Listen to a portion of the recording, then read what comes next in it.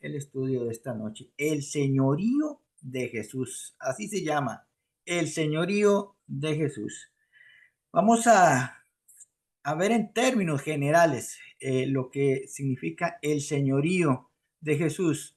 Así como también vamos a ver lo que implica este reconocimiento de su señorío. Pedro está hablando a las personas en su predicación, donde muchos se convierten y aceptan a Jesús como Salvador. Pedro hace alusión a esto y Hechos 2:36 dice así: sepa pues con certidumbre toda la casa de Israel que a este mismo Jesús, a quien ustedes crucificaron, Dios le ha hecho Señor y Cristo. Vamos a ir hilando. El término que usa Pedro acá, este término certidumbre, eh, tiene la implicación de que es algo que tiene que ver con el plan perfecto de Dios para la humanidad. El término certidumbre viene del griego gnosko, que significa llegar al conocimiento.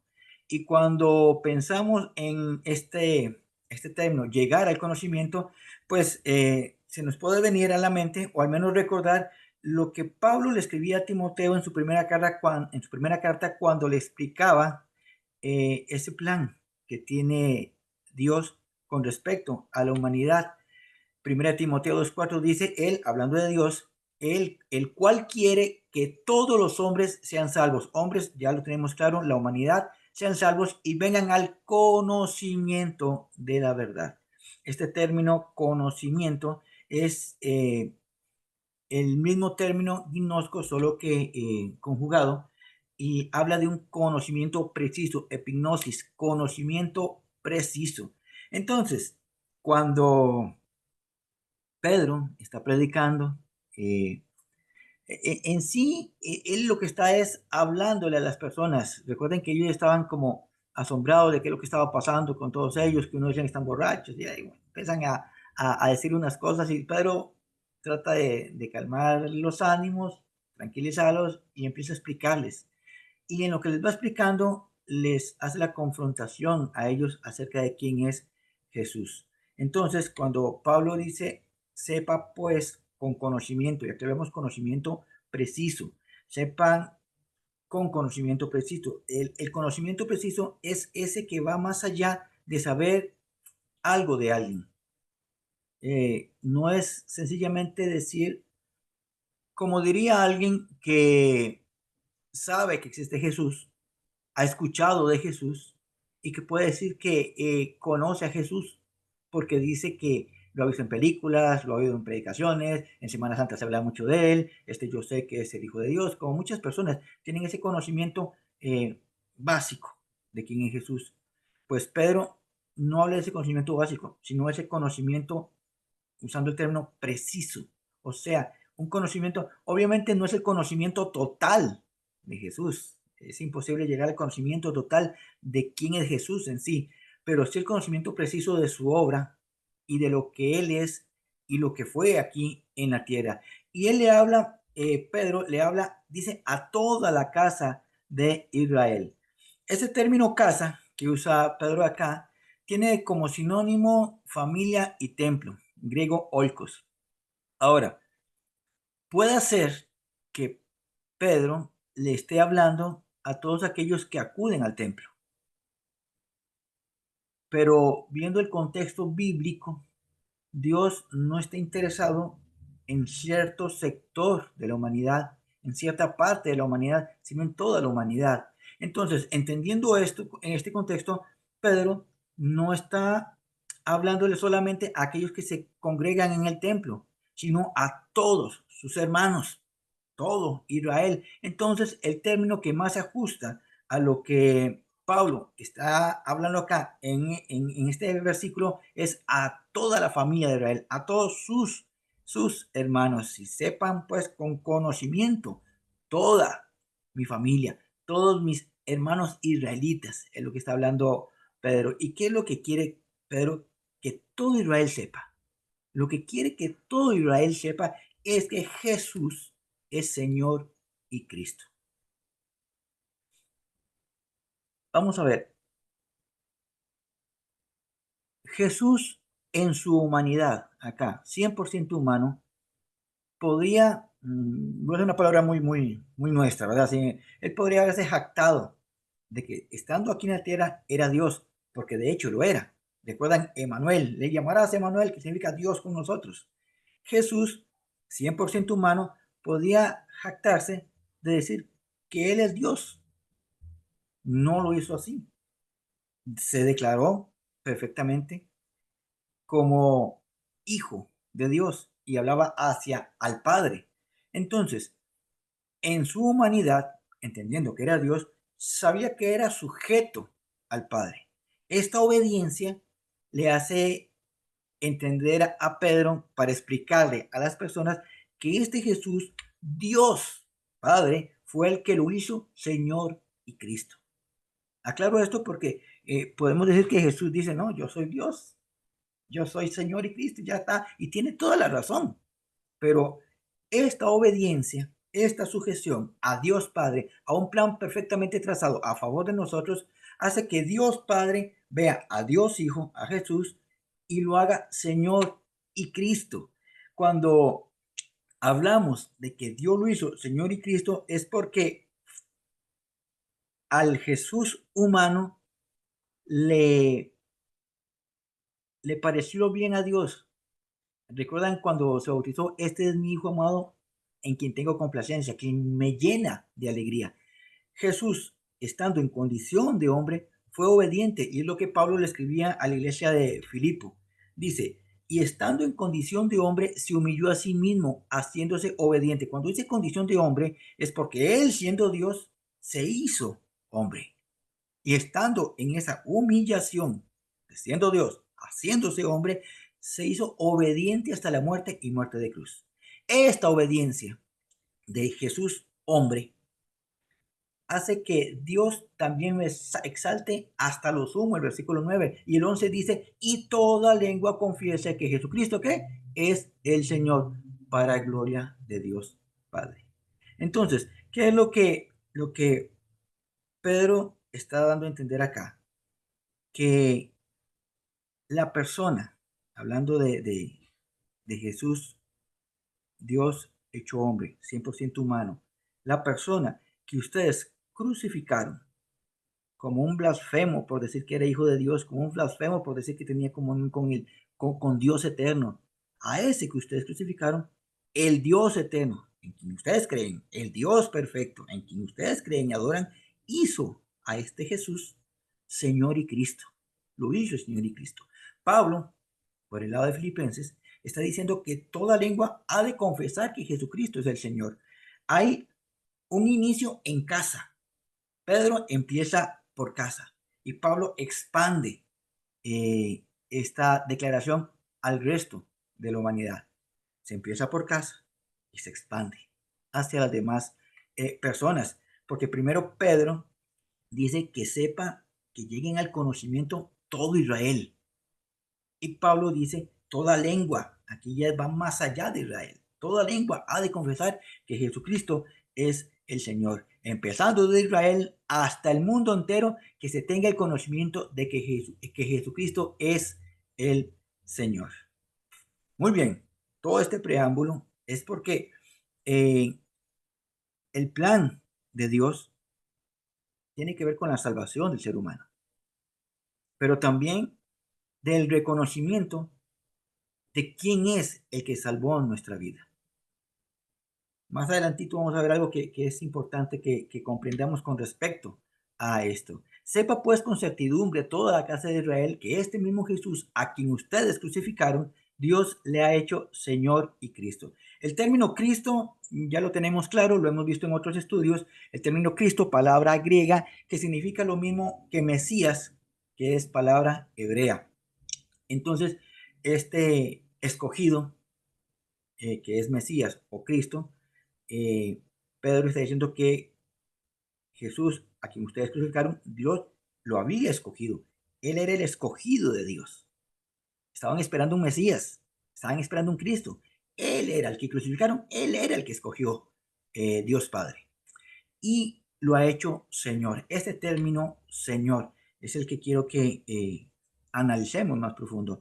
¿Qué significa Señor en sí? Pues Señor, el término curios del griego, significa amo, dueño o el que tiene supremacía. Amo, dueño y supremacía. Sobre todo, todo, completamente todo. Tiene dueño, es dueño, es amo, es supremo de todo, de todo. Y esto es algo que yo estoy seguro que ustedes y yo hemos entendido, hemos comprendido, hemos aceptado, pero hay un reto y hay un desafío que el mismo Jesús declara acerca de esto. Y digo reto y desafío a nuestra actualidad porque, insisto, la Biblia es contemporánea. No se escribió para el momento, sino para todos los momentos. No se escribió para una época, sino para todas las épocas. Jesús hace una pregunta a sus discípulos que viene a ser una pregunta hacia nosotros también, porque nosotros declaramos que Jesucristo es Señor y lo hemos dicho en predicaciones, en estudios, en enseñanzas, y hemos dicho en alguna conversación hablando de Dios, decimos nuestro Señor Jesucristo, nuestro Señor Jesucristo. Estamos reconociendo a Jesús como Señor. Pero Jesús allá en Lucas 6:46 preguntaba, ¿por qué me llaman Señor y no hacen lo que yo les digo? Es una pregunta que queda ahí, como para que usted lo analice en su corazón, en su mente. Yo lo, lo hice, lo hago y lo seguiré haciendo. Jesús me pregunta, ¿por qué me llamas Señor si no haces lo que yo te digo? Alguien podría decir, es que yo no sé qué me dice. Entonces entra la otra parte que ahí está la escritura, ahí está la palabra. Estudia la Biblia, lee la Biblia, indaga en la Biblia para que sepas qué está pidiendo Jesús de ti. Otros que tal vez ya tengamos un conocimiento de la escritura, de la Biblia, y nos viene esta pregunta, no tenemos la justificación, entre paréntesis, de que no conozco la Biblia. Sí la conozco, entonces, ¿por qué no haces lo que yo te digo? Si me llamas Señor. Claro, es desafiante, porque tendríamos que analizar todas las áreas de nuestra vida a ver si verdaderamente estamos haciendo lo que Jesús quiere que hagamos en todas las áreas de nuestra vida, porque lo hemos dicho mucho, ¿verdad? En la iglesia levantamos manos, cantamos, aplaudimos, ponemos atención a la predicación, leemos la Biblia en la iglesia, en la reunión de la iglesia, participamos, colaboramos, servimos, ahí, pero fuera de ahí, por ejemplo, en todas las áreas, la área eclesiástica puede que estemos bien, puede ser, cada quien se juzgará a sí mismo, pero puede ser que estemos bien ahí en la iglesia, en las reuniones de la iglesia, pero fuera de la iglesia, en nuestro trabajo, en nuestros hogares, con nuestros vecinos, con nuestros amigos, con nuestros compañeros, ¿será que Él verdaderamente es Señor de nuestra vida? Porque hacemos lo que Él nos pide que hagamos. Insisto, si no sabe que Él está pidiendo a Jesús, hay que ir a las escrituras. Si ya sabe lo que le pide Jesús en todas las áreas, estaremos bien. De verdad, Él es Señor de nuestra vida. Porque, vean, es muy fácil cuando usted y yo declaramos que Él es Señor sobre la naturaleza. Él tiene poder sobre el aire, sobre el viento, sobre el mar, sobre la tierra. Él tiene poder sobre la naturaleza completa y lo creemos, lo declaramos. De hecho, he escuchado personas, estoy en parte de acuerdo cuando dice que un huracán viene hacia Costa Rica y se desvía hacia otro país. Y decimos, la mano de Dios protegió Costa Rica. Y puede ser que tenga razón, porque Él es supremo. Él es amo, dueño, Señor, y puede decirle a ese huracán, huracán, apártate de este país.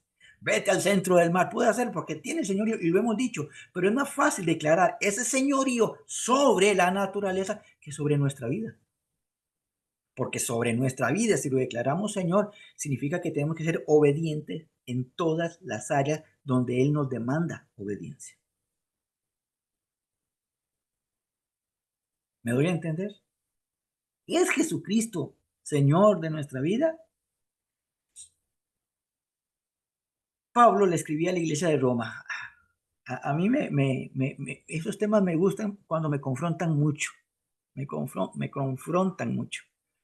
Pablo le escribía a la iglesia de Roma y vean esto.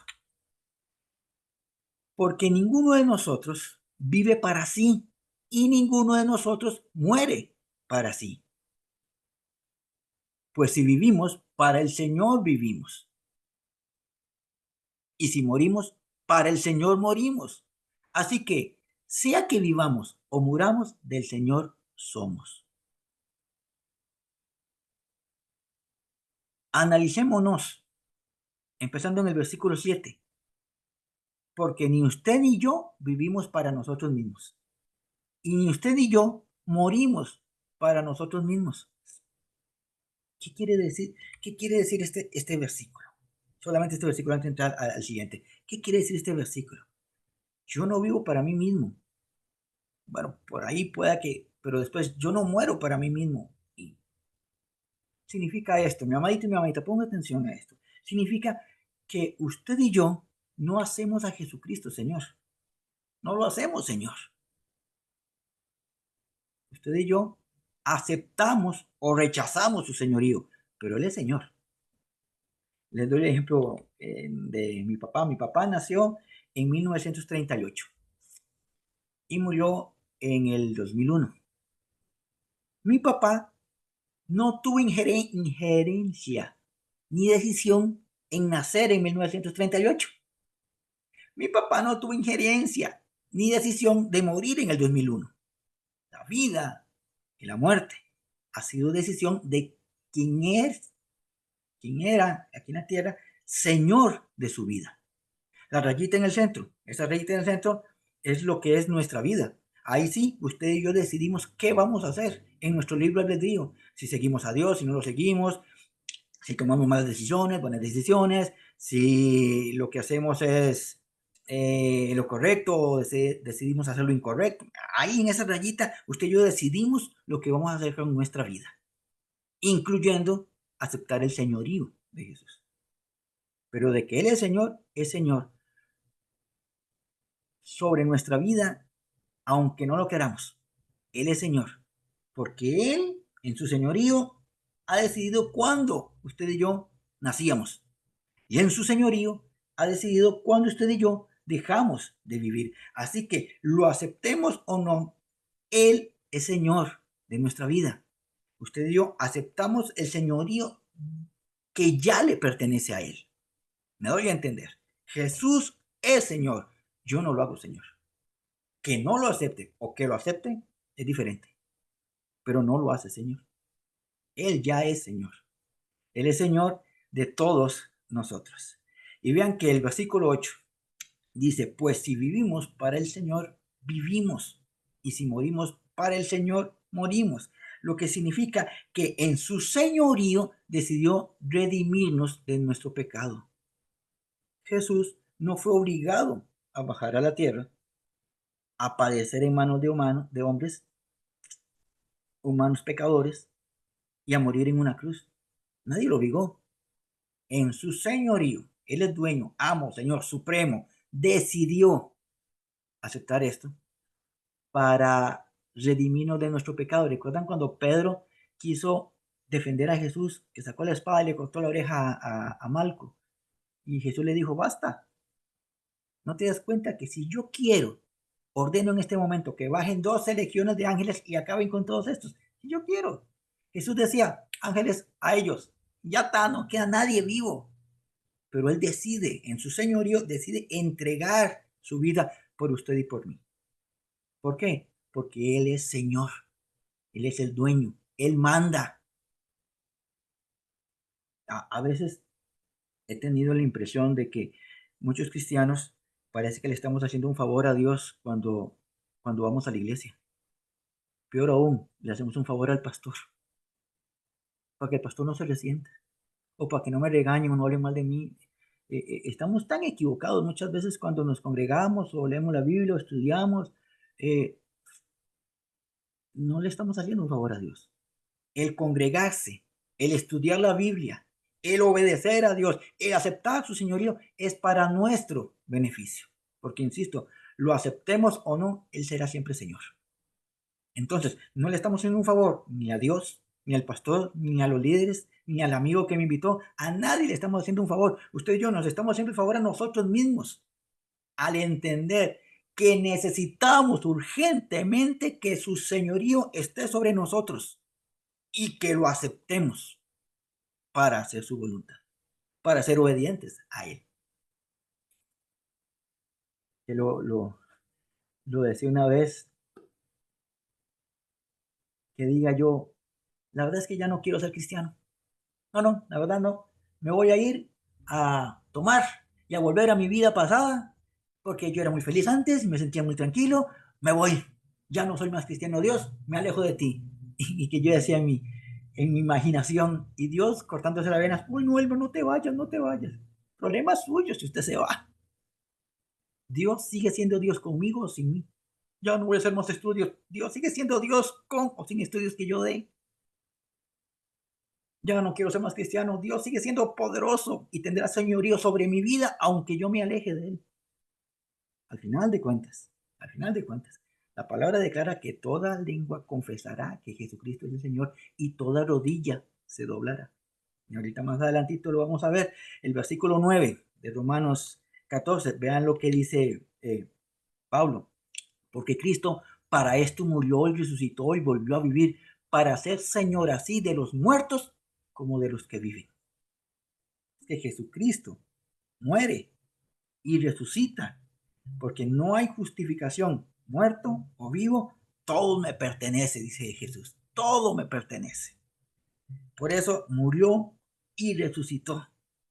Me gusta esta idea, oigan, esta idea, se los puse en un recuadro acá.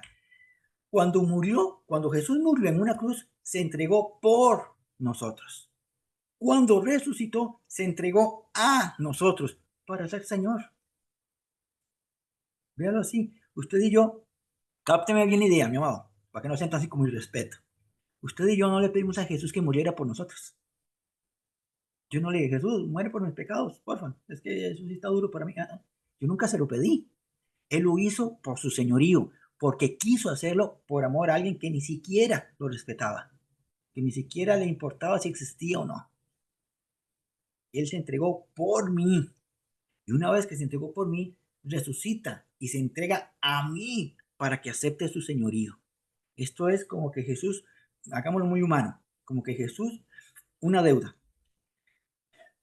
Debo 10 millones de colones. Y viene William y no me pregunta nada, simplemente paga los 10 millones de colones. Yo no se lo pedí, pero él, por amor, lo hace y lo entrega. Y después viene de mí y me dice, ya está paga tu deuda. Oh, y seremos amigos por siempre. Y yo, no, es que no, su amistad no me gusta mucho. Problema suyo, pero ya la deuda está paga. No quiere mi amistad, pero la deuda ya está paga. Y yo me alejo. El asunto es que la deuda que él pagó por mí sigue siendo mía, sigue siendo deuda, pero pagada por él. Con Jesús es igual. Yo no le pedí que muriera por mí, pero murió por mí. Y ahora dice, he entregado mi vida por ti. Ahora solo acéptame como tu Señor. Yo voy a guiarte. Ahora que estás perdonado de todos tus pecados, voy a guiarte. Y es donde usted y yo aceptamos el señorío de Jesús. Se entregó por nosotros y resucitó y se entregó a nosotros para ser Señor, sea de vivos o de muertos. Esto es el señorío de Jesús. Ahora, lo quieran o no, toda la humanidad un día tendrán que reconocer el señorío de Jesús. Toda la humanidad, lo quieran o no, tendrán que reconocer el señorío de Jesús.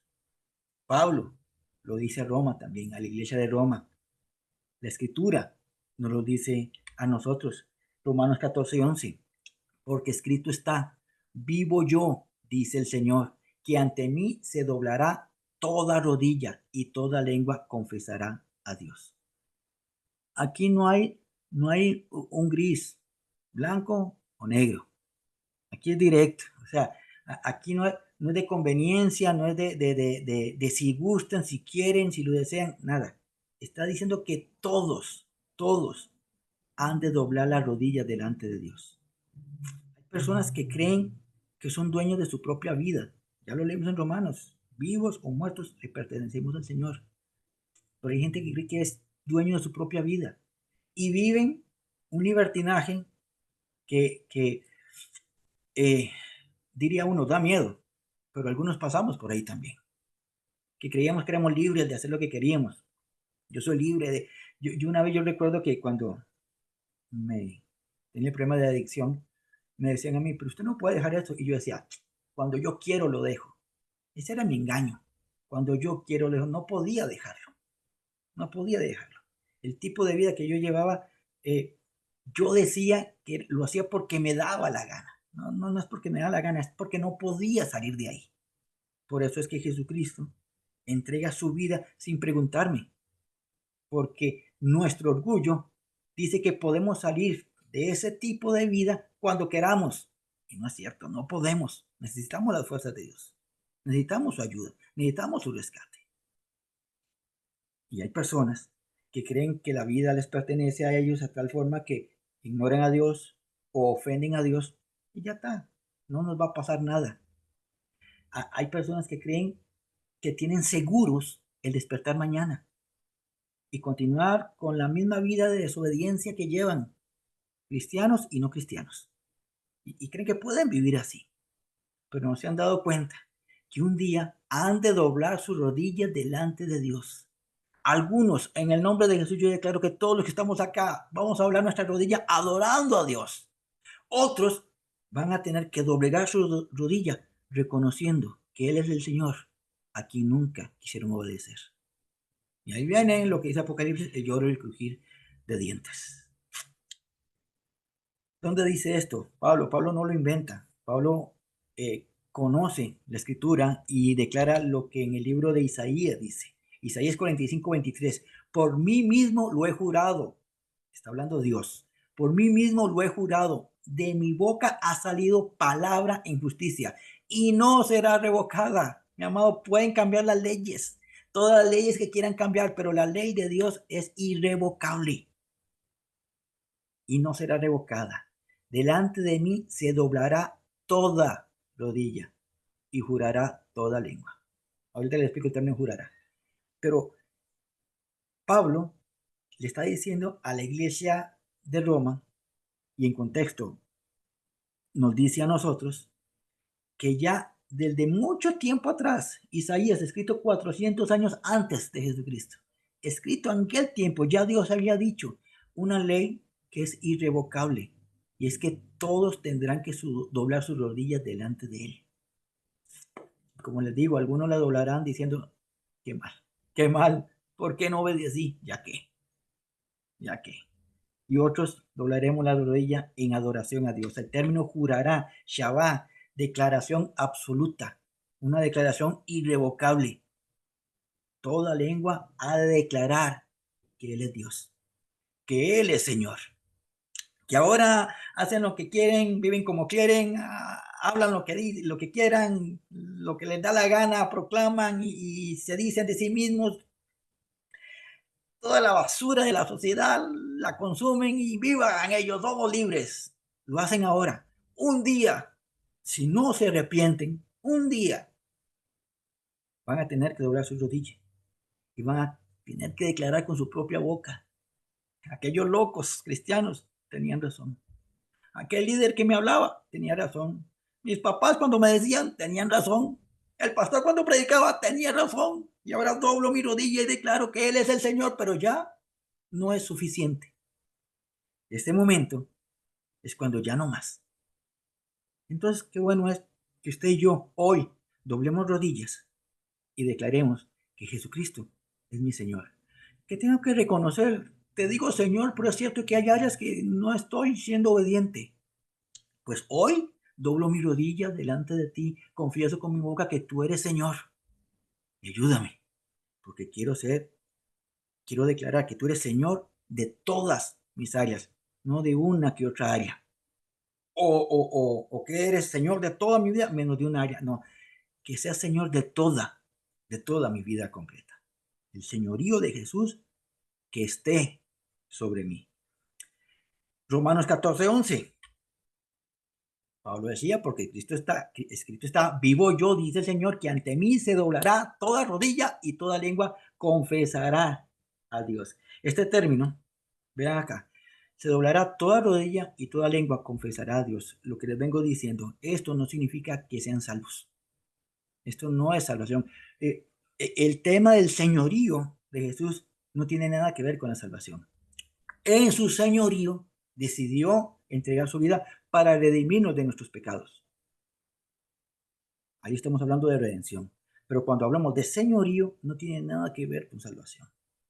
Porque el señorío de Jesús está sobre usted y sobre mí que hemos aceptado su salvación. Y el señorío de Jesús está también sobre aquellos que aún no lo han aceptado. Aunque no lo reconozcan, ellos tienen dueño. Y el dueño es Jesucristo. Dueño de vivos y de muertos. ¿Recuerdan el texto de Filipenses que leíamos ahora? Y estando en condición de hombre se humilló a sí mismo, haciéndose obediente hasta la muerte y muerte de cruz, por lo cual Dios también lo exaltó hasta lo sumo. Y toda lengua confiese que Jesucristo es el Señor para gloria de Dios Padre. Si ven 8, 9 y 11, me brinqué el 10, porque el 10 tiene que ver con esto que acabo de decirle. El señorío de Jesús, en donde toda rodilla se doble y declare que Jesucristo es el Señor, no tiene nada que ver con salvación, porque el versículo 10 de Filipenses 2 dice, para que en el nombre de Jesús se doble toda rodilla de lo que están en los cielos y en la tierra y debajo de la tierra. ¿Qué significa esto? Muy sencillo. En los cielos, ¿quién confiesa que Jesucristo es el Señor? Los ángeles. En la tierra, ¿quién confiesa que Jesucristo es el Señor? Los seres humanos.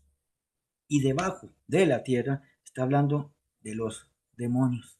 Santiago dice que hasta los demonios creen en Jesús y no son salvos. Entonces, el señorío de Jesús se ha de reconocer en el cielo, en la tierra y debajo de la tierra. Y no significa que todos aquí estemos hablando de salvación. Aquí no hay salvación para los seres humanos que cuando terminen su ciclo de vida acá no hayan reconocido a Jesucristo como Señor de sus vidas. Aquí no hay salvación para los demonios, aunque crean en Jesús, saben que existe Jesús, Él los humilló públicamente, no hay salvación para ellos. Entonces, el señorío de Jesús no tiene nada que ver con la salvación, sencillamente es una declaración de que toda rodilla se ha de doblar delante de Él, porque es el señorío de Él, es el dueño de todo, es que es ese término, excelso, Jesús es tan excelso, no hay palabras para expresar la magnificencia de Jesús sobre toda la humanidad, sobre todo el planeta Tierra, sobre todo el universo. Su señorío excede hasta lo más profundo de nuestro pensamiento. Si tratamos de con nuestra mente poder imaginar la magnitud del señorío de Jesús, no nos da la mente. Es imposible que nuestra mente finita alcance un señorío infinito como el de Jesús. Y toda rodilla se ha de doblar delante de Él. Vean este recuadro que les pongo acá. Jesús es Señor y Salvador.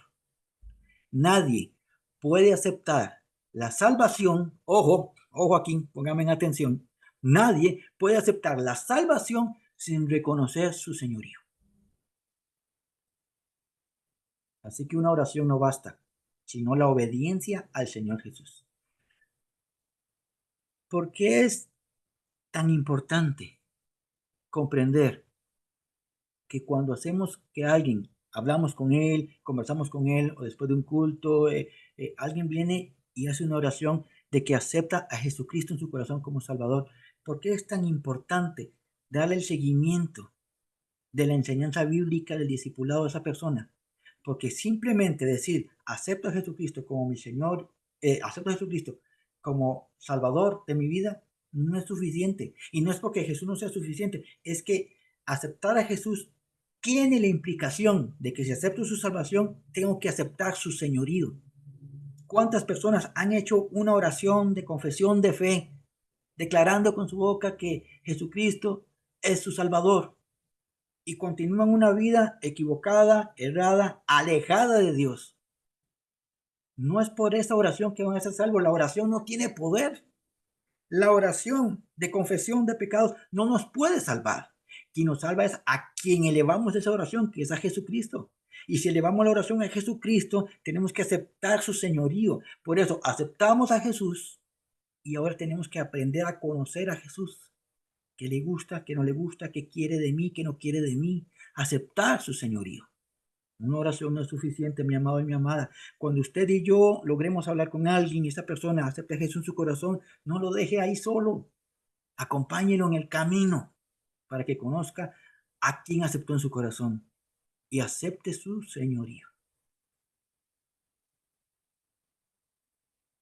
Me doy a entender con esto. Jesucristo es Señor y Salvador, pero no puede ser Salvador de nuestra vida si no aceptamos su señorío, porque significa que hago una oración donde declaro que Jesús es mi Salvador y sigo viviendo como me da la gana. Sigo pecando, sigo haciendo esto, aquello, lo otro, y viviendo como cualquier persona que ni siquiera le interesa a Dios. Y solo porque hice una oración me voy a declarar salvo. Insisto, la oración no me va a salvar. Me salva a quien va dirigida mi oración. Y acepto su señorío en mi vida. Voy terminando acá. Dice Romanos 8, versículo, la parte B y el versículo 9. Esta es la palabra de fe que predicamos, que si confesares con tu boca que Jesús es el Señor y creyeres en tu corazón que Dios le levantó de los muertos, serás salvo. Claro, hay personas que toman ese texto y dicen, eso es todo. Solo declare con tu boca. Yo una vez fui testigo de algo así. No podía intervenir, no, no lo logré. Pero una persona le dijo a alguien que estaba deprimida, esta persona, una situación que llevaba una vida muy desordenada. Y esta persona le dijo, no, tranquilo, es que me quiero morir. No, diga, Jesucristo es mi Señor. No, dice, diga, Jesucristo es mi Salvador y mi Señor. Sí, Jesucristo es mi Salvador y Señor. Ya está, no se preocupe, usted es salvo. Y no es cierto. Ese repetir esa frase no es salvación. La salvación está en Jesucristo, no en la oración. Confesar con nuestra boca que Jesús es el Señor es la primera parte, pero hay que creer en el corazón acerca de Jesús. Dios le levantó de los muertos. Y lo leímos ahora. Murió y resucitó para ser Señor de vivos y de muertos. Entonces, aquí tenemos la oración y tenemos la confesión en nuestra boca. Tenemos la oración de confesar que Jesús es el Señor, pero tiene que haber convicción en nuestro corazón. Y cuando hablamos de corazón, lo hemos explicado antes, no es el músculo que palpita sangre, es en nuestro motor de vida, nuestro accionar. Creo en mi accionar, que es Jesús el que se levantó de los muertos, que Dios lo levantó de los muertos. Y ahora vivo, no por una confesión, es que vivo para Jesús. Nosotros no vivimos para nosotros mismos ni morimos para nosotros mismos. Vivimos y morimos para Jesucristo. Pablo decía, el vivir es Cristo, el morir es ganancia. ¿Por qué? Porque al morir usted y yo nos vamos a donde pertenecemos. Desde el momento en que declaramos, confesamos, creemos y vivimos y hemos aceptado el señorío de Jesucristo en nuestra vida. Entonces, si usted y yo estamos seguros, que yo lo creo, estamos seguros que Jesucristo es el Salvador de nuestra vida, y estamos seguros de que Jesucristo es el Señor de nuestra vida, qué bueno es que meditemos esta noche en la pregunta que Jesús le hacía a sus discípulos. ¿Me llama Señor? ¿Por qué me llama Señor? Si no obedeces lo que te pido. Si tal vez sea un momento en donde tengamos que orar y decirle al Señor, me declaro culpable, no soy obediente, pero también me declaro por mi misma culpa ignorante. Dime qué no estoy haciendo que tú quieres que haga. Le aseguro que Dios lo va a llevar a la palabra, a leer la Biblia, a indagar en la Biblia y a conocer el señorío de Jesús. Y entonces tenemos que decir, Señor, como te he aceptado como Señor de mi vida, esta área que me estás pidiendo que cambie, la voy a cambiar. Esta área que a ti no te gusta de mi vida, pues a partir de hoy empiezo a luchar para cambiar este hábito, esta costumbre. A partir de hoy, si acepto tu señorío, voy a vivir como tú quieres que viva. Voy a alejarme de acá, voy a alejarme de allá, voy a apartarme de aquí, voy a desechar esto de mi vida, porque tú eres el Señor de mi vida. Esto es porque usted y yo hemos aceptado la salvación de Jesús. Y al aceptar la salvación de Jesús, aceptamos su señoría. Pero si por alguna razón usted se analiza y dice, no, no, no. El asunto es que si hoy me muero, definitivamente yo seré de los que doble la rodilla y diré, ¿qué hice? O más bien, ¿qué no hice? Entonces, hoy es una buena noche para que usted le diga a Jesús, Jesús, tal vez he sido un religioso, pero en realidad no he aceptado tu salvación y tu señorío. Y hoy es una buena noche para decirte, Jesús, acepto tu salvación. No me lo preguntaste, simplemente pagaste por mí, pues acepto tu salvación. Y como acepto tu salvación, recibo tu señorío sobre mi vida. Y entonces vamos a vivir creyendo en el señorío de Jesús en nuestra vida. Y seremos de los que doblaremos rodillas. Un día allá, doblaremos rodillas alabando a nuestro Señor Jesucristo. Y no seremos de los que doblarán rodillas con llanto, con lloro, con el clásico ya pa' qué. Y usted y yo esta noche tengamos la seguridad de que si esta misma noche el dueño, el Señor de nuestra vida, nos manda a llamar, vamos con nuestras manos en alto. Señor Jesús, aquí estoy.